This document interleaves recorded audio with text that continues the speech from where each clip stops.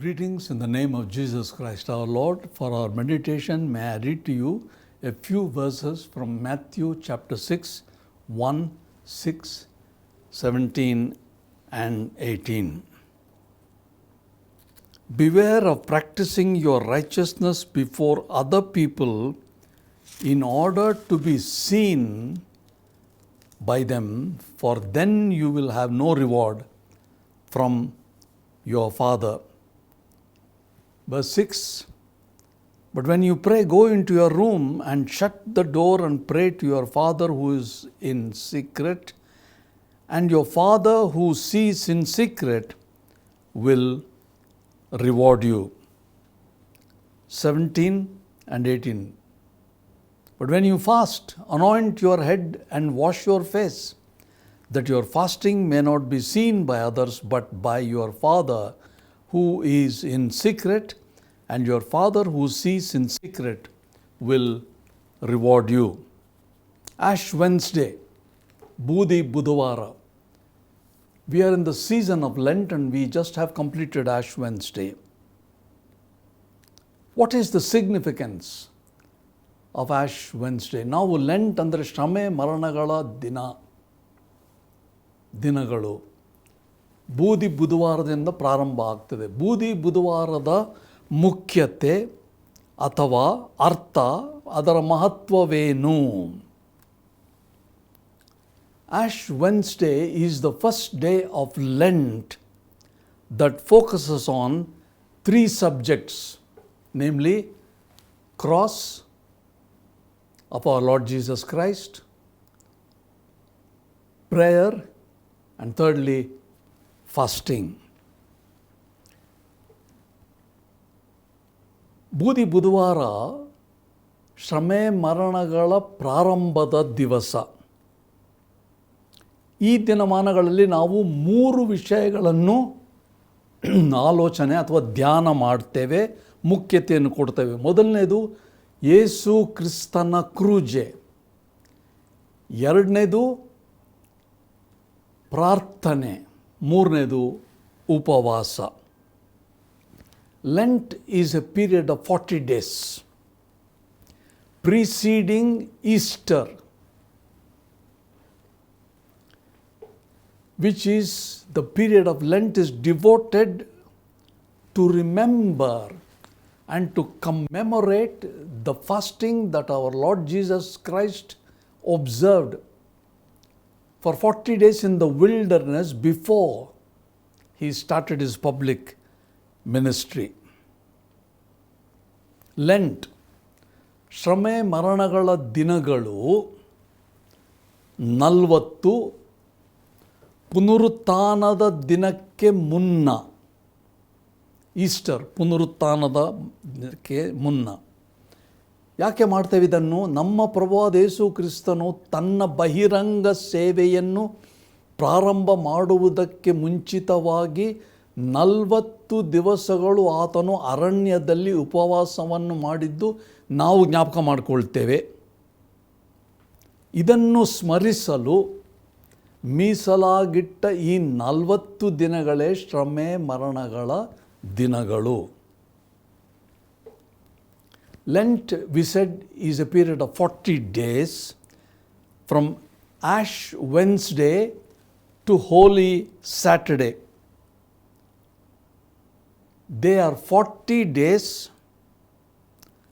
and not to exclude the 6 Sundays in between. Sundays are not included. Lent ಅಥವಾ ಶ್ರಮೆ ಮರಣಗಳ 40 ದಿನಗಳ ಕಾಲಾವಧಿ ಬೂದಿ ಬುಧವಾರದಿಂದ ಪ್ರಾರಂಭವಾಗಿ ಹೋಲಿ ಸ್ಯಾಟರ್ಡೆ ಅಂದರೆ ಪವಿತ್ರ ಶನಿವಾರ, ಪುನರುತ್ಥಾನದ ದಿನದ ಹಿಂದಿನ ದಿನ ವರೆಗೆ ಒಟ್ಟು 46 ದಿವಸಗಳಾಗ್ತವೆ. ಆದರೆ ಲೆಕ್ಕಾಚಾರಕ್ಕೆ 40 ದಿನ ಕಾರಣ 6 ಮಧ್ಯದಲ್ಲಿ ಬರುವ ಭಾನುವಾರಗಳನ್ನು ನಾವು ಸೇರಿಸುವುದಿಲ್ಲ.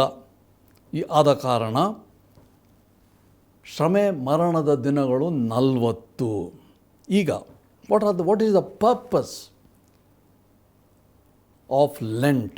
ಉದ್ದೇಶ ಏನು? ಶ್ರಮೆ ಮರಣದ ದಿನಗಳ. ಮೊದಲನೇದಾಗಿ ನಾವು ಯೇಸು ಕ್ರಿಸ್ತನ ಕ್ರೂಜೆಯನ್ನು ನಾವು ವೀಕ್ಷಿಸ್ತೇವೆ, ನೋಡುತ್ತೇವೆ, ಗಮನಿಸ್ತೇವೆ. What is the purpose of Lent? To focus our attention on the cross of our Lord Jesus Christ.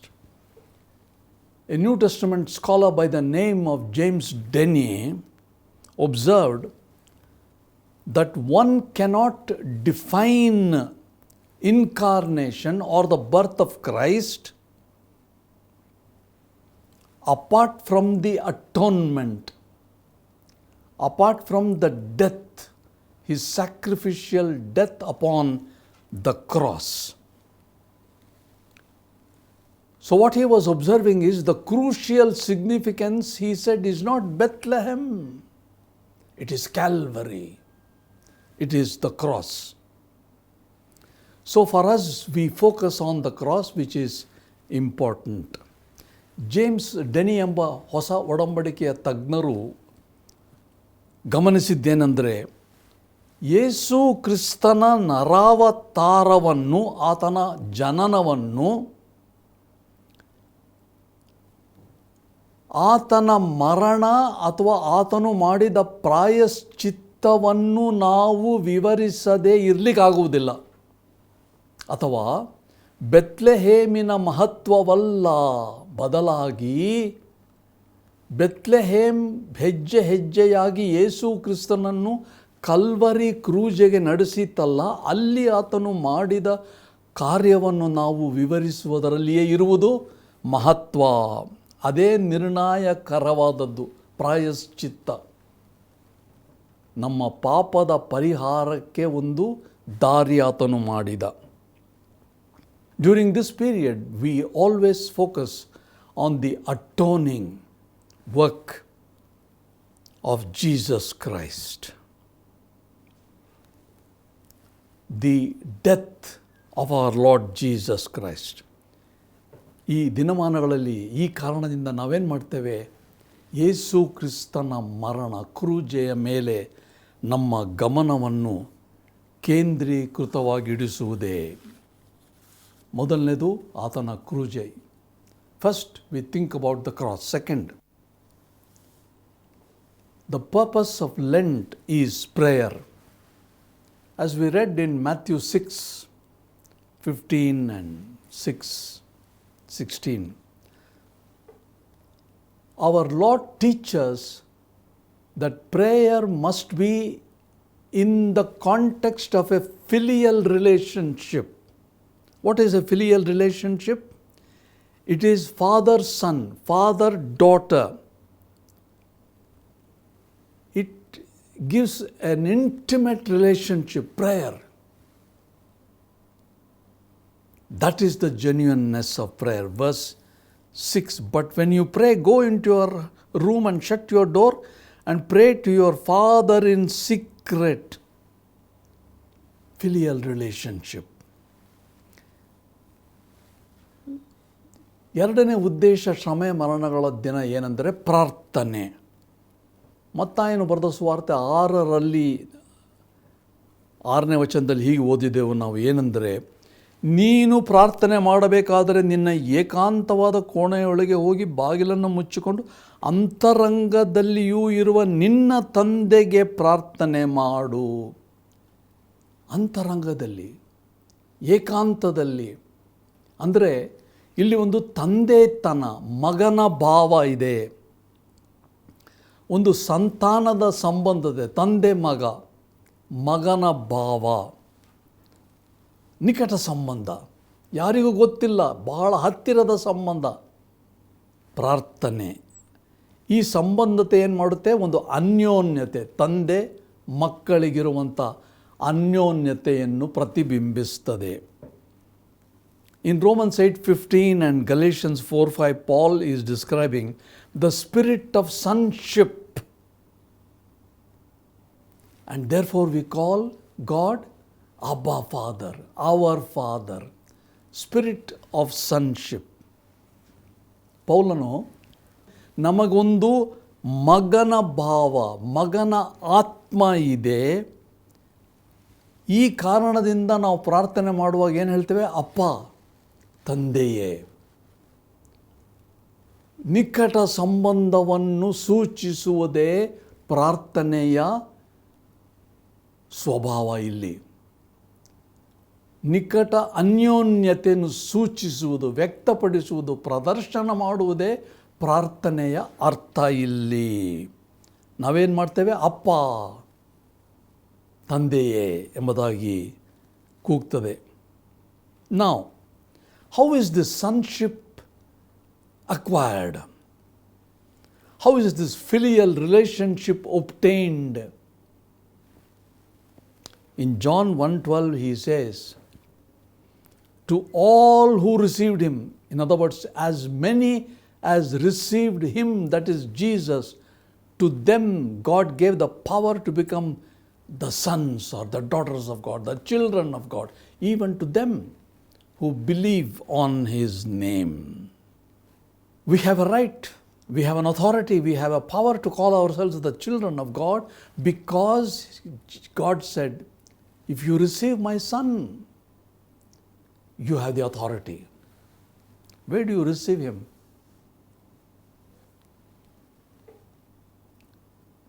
We have to receive him in our lives, in our hearts, in our minds, in our homes, particularly in our individual lives. Then only then you can become a child of God, son or a daughter of God. Only then you can call God Abba, my Father, my God. If this has not happened, any amount of prayer that you offer during this season of Lent is of no value. No consequence, absolutely. If it has happened to you, great, praise the Lord.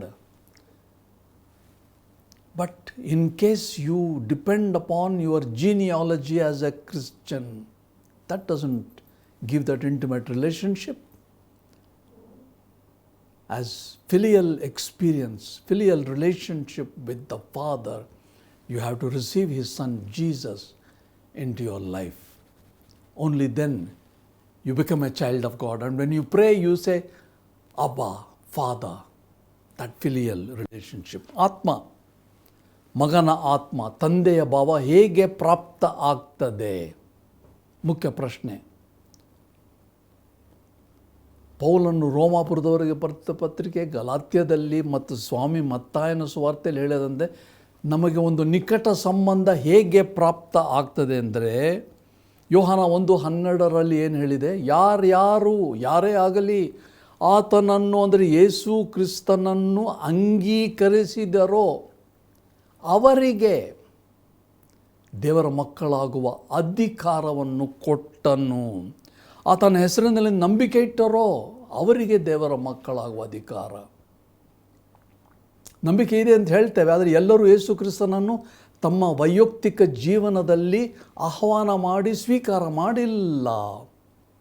ಆಗಲೇ ನಾವು ದೇವರ ಮಕ್ಕಳಾಗ್ತೇವೆ.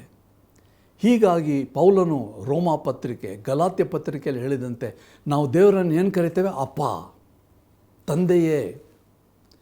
ಒಂದು ಸಂಬಂಧ, ನಿಕಟ ಸಂಬಂಧ. ಈ ದಿನಮಾನಗಳಲ್ಲಿ ನಾವು ಎಷ್ಟು ಪ್ರಾರ್ಥನೆ ಮಾಡಿದರೂ ಈ ಸಂಬಂಧತೆ ಇಲ್ಲದಿದ್ದರೆ ಪ್ರಯೋಜನವಿಲ್ಲ, ನಿಷ್ಪ್ರಯೋಜನ. ಆದ್ದರಿಂದ ಪ್ರಿಯ ಸ್ನೇಹಿತರೆ, ನಿಮಗೆ ಈ ಅನುಭವ ಆಗಿದ್ದರೆ ದೇವರಿಗೆ ಸ್ತೋತ್ರವಾಗಲಿ. ಆಗದಿದ್ದರೆ ಈಗಲೇ ಹಿಂದೆ ನೀವು ಯೇಸು ಕ್ರಿಸ್ತನನ್ನು ನಿಮ್ಮ ಜೀವಮಾನದಲ್ಲಿ, ನಿಮ್ಮ ಹೃದಯದಲ್ಲಿ, ನಿಮ್ಮ ಬಾಳಿನಲ್ಲಿ ಸ್ವೀಕಾರ ಮಾಡಿ, ನಾನು ಯೇಸು ಕ್ರಿಸ್ತನ ಮಗನು, ಮಗಳು ಎಂಬ ಅನುಭವಕ್ಕೆ ಬರಬೇಕು. ಆಗ ನಮ್ಮ ಪ್ರಾರ್ಥನೆಯ ವ್ಯತ್ಯಾಸವನ್ನು ನಾವು ಗಮನಿಸಬಹುದು. ಅಪ್ಪ, ತಂದೆಯೇ ಎಂದು ಕೂಗುವಾಗ. ಮೊದಲನೇದಾಗಿ ಕ್ರೂಜೆ, ಎರಡನೇದಾಗಿ ಪ್ರಾರ್ಥನೆ. First we said Bethlehem is not so important but Calvary, Jesus cross we think of in the Lenten season. Secondly, prayer. Thirdly, we think of fasting. Of course, fasting has been encouraged both in the Old and New Testaments. Fasting has its values spiritually, emotionally, and also physically in the respect of our health, etc. But what are the spiritual benefits of fasting?